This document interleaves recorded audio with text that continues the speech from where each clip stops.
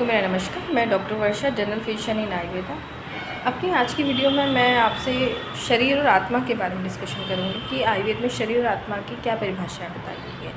तो सबसे पहले हम शरीर की बात करते हैं। आचार्य चरक ने अपने चरक संहिता में बहुत ही अच्छी परिभाषा दी है, बहुत ही सुंदर परिभाषा का वर्णन किया है। तत्र शरीर नाम चेतना अधिष्ठान भूतम पंचमहाभूतम विकार समुदायात्मकम संयोगवाही। तो इसका अर्थ क्या है? तत्र शरीर नाम चेतना अधिष्ठान भूतम, यानी कि शरीर क्या है? जो चेतना का अधिष्ठान है। पंच महाभूतम, पंच महाभूतों के संयोग से बना है। पंच महाभूत क्या है? हमारे आकाश, वायु, अग्नि, जल, पृथ्वी। विकार समुदायात्मकम संयोगवाही, यानी कि जो विकार, जो हमारे पंच महाभूतों के जो विकार हैं उनके संयोग से मिला है। संयोगवाही, संयोगवाही का अर्थ क्या है? जिसमें दोष धातु मल जो है साम्य अवस्था में रहता है। यही क्या है? आरोग्य शरीर है। अगर वो उनकी साम्य अवस्था में ना रहे, इक्विलिब्रियम में ना रहे और उसमें जो है असाम्य अवस्था आ जाती है, तो उसको हम क्या बोलते हैं? रोगी शरीर कहते हैं। तो ये जो परिभाषा दी है, ये आरोग्य शरीर की परिभाषा दी है। वहीं हम बात करते हैं आत्मा की। आत्मा का एक बहुत ही सुंदर वर्णन किया है। आत्मा को आयुर्वेद में दो प्रकार से लिया गया है। एक आत्मा यानी कि जो हमारी परात्मा है, परमात्मा है। दूसरी क्या है? हमारी जीवात्मा है। तो अब हम बात करते हैं परमात्मा की, यानी कि जो हमारी आत्मा है। तो उसकी परिभाषा दी है निर्विकार पर आत्मा सत्वभूत गुणेंद्रिय। निर्विकार मतलब सुख दुख से रहित है, पर मतलब कि श्रेष्ठ है, सत्वभूत गुणेंद्रिय यानी कि सत्व जो है, सत्व गुण जो है युक्त है। हमारे जो मानसिक दोष होते हैं रजतम जो है उससे रहित है। और क्या है? नित्य, नित्य मतलब जिसका हम नष्ट नहीं कर सकते, वो हमेशा रहती है।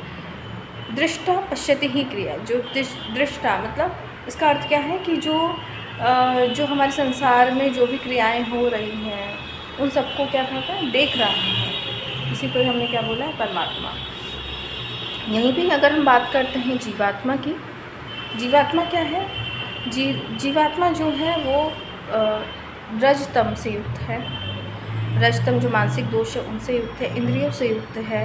और क्या है? अचेतन शरीर में चेतन का कार्य करती है। अगर शरीर में क्या है? जैसे जो हमने परिभाषा में पढ़ा है, तत्शरीर नाम चेतना अधिष्ठान भूतम, यानी कि जो हम वहाँ चेतना की बात कर रहे हैं वो हम जीवात्मा की बात कर रहे हैं। तो ये क्या करती है जीवात्मा? अचेतन शरीर में चेतनता उत्पन्न करती है। अगर शरीर से जो है, जो जीवात्मा है उसका जो है वो निकल जाती है, तो क्या होता है? वो शरीर जो है मृत हो जाता है। तो यहाँ पे मैं आपको ये बात बताना चाहूँगी कि आयुर्वेद ने एकदम स्पष्ट किया है कि आरोग्य शरीर की वर्णन किया है कि शरीर की परिभाषा में ऑलरेडी बता दिया है कि तत्र शरीर नाम चेतना अधिष्ठान भूतम, यानी शरीर क्या है? जिसमें जो जीवात्मा यानी चेतन मतलब जीवात्मा का अधिष्ठान है, यानी कि जो है जीवात्मा, जिसमें जीवात्मा है वही शरीर है।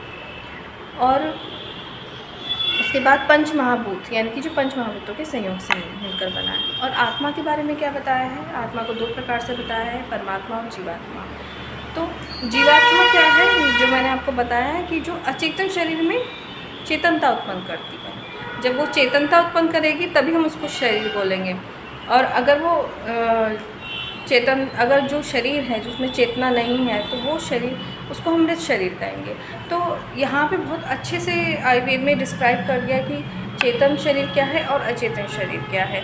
और शरीर का पर्टिकुलर जो है फीचर्स बताए हैं कि शरीर हम उसे ही कहेंगे जो चेतना का अधिष्ठान है, जो पंच महाभूतों के संयोग से मिलकर बना है, विकारों के संयोग से मिलकर बना है, और जिसमें दोष धातु और मल की साम्य अवस्था है, वही शरीर, वो वही आरोग्य शरीर। यहाँ पे जो शरीर बताया है, जो शरीर की परिभाषा दी है, वो आरोग्य शरीर की परिभाषा दी। तो और अगर साम्य अवस्था में नहीं होंगे तो वो क्या है? रोग रहित शरीर। तो आयुर्वेद में सबसे पहले जो मैंने आपको बताया था कि आयुर्वेद का क्या जो उद्देश्य है? स्वस्थ से स्वास्थ्य रक्षणम, यानी कि स्वास्थ्य जो है, स्वस्थ व्यक्ति के स्वास्थ्य को रक्षा करना। और फिर उसके बाद बताया कि आतुर से विकार प्रशमनम, कि अगर रोगी है तो उसके विकार का प्रशमन करना। तो उसी के अकॉर्डिंग ही आयुर्वेद में जो है शरीर की जो परिभाषा दी है वो आरोग्य शरीर की परिभाषा दी है, जो रोग से रहित शरीर की परिभाषा दी है। तो यहाँ पे जो मैंने आपको बताया शरीर और आत्मा का जो संबंध बताया है, आत्मा के बारे में मैंने बताया कि आत्मा भी दो प्रकार की है, परमात्मा और हमारी जीवात्मा। तो बिल्कुल क्लियर कर दिया है कि एक जीवित शरीर होना शरीर नहीं है। अगर वो आरोग्य युक्त है तभी हम उसको शरीर कहेंगे। तो ये जो ये जो विषय है, मुझे लगता है कि ये किसी भी आपको कहीं भी ये लिटरेचर जो है कहीं नहीं मिलेगा।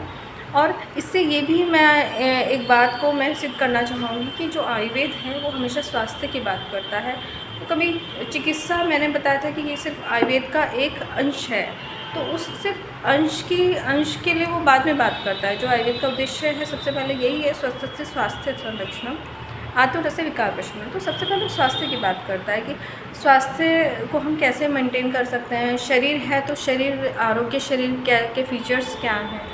तो मुझे लगता है कि इस ज्ञान का, आयुर्वेद का जो ये ज्ञान है, इसको सभी को जानना बहुत ज़रूरी है। आत्मा के बारे में जानना बहुत ज़रूरी है। जैसे कि आजकल हम जानते हैं कि आत्मा के बारे में, जो अगर व्यक्ति मृत हो जाता है तो उसके बाद जो उसमें से आत्मा निकलती वही आत्मा है, ऐसा नहीं है। आयुर्वेद में आत्मा को बहुत अच्छे से डिस्क्राइब कर रखा है कि आत्मा दो प्रकार के, परमात्मा और जीवात्मा। तो परमात्मा के जो है उसके फीचर्स क्या हैं और जो जीवात्मा है उसके फीचर्स क्या हैं। तो यही जो है आयुर्वेद जो है इसलिए महान है, इसलिए श्रेष्ठ है, क्योंकि आयुर्वेद में सभी चीज़ जो विषय हैं उनको बहुत अच्छे से उसका वर्णन कर रखा है। और किसी भी लिटरेचर में ऐसा कहीं भी वर्णन नहीं है। अगर हम मॉडर्न साइंस की बात करेंगे तो उसमें एक ह्यूमन बॉडी को सिर्फ बॉडी के अकॉर्डिंग, उसके ऑर्गन्स के अकॉर्डिंग, उसमें जो ब्लड सप्लाई है उसके अकॉर्डिंग जाना जाता है, बट ऐसे कहीं पर्टिकुलर कहीं डेफिनेशन नहीं है। आत्मा की बात करते हैं तो मॉडर्न साइंस में कहीं आत्मा का वर्णन नहीं है।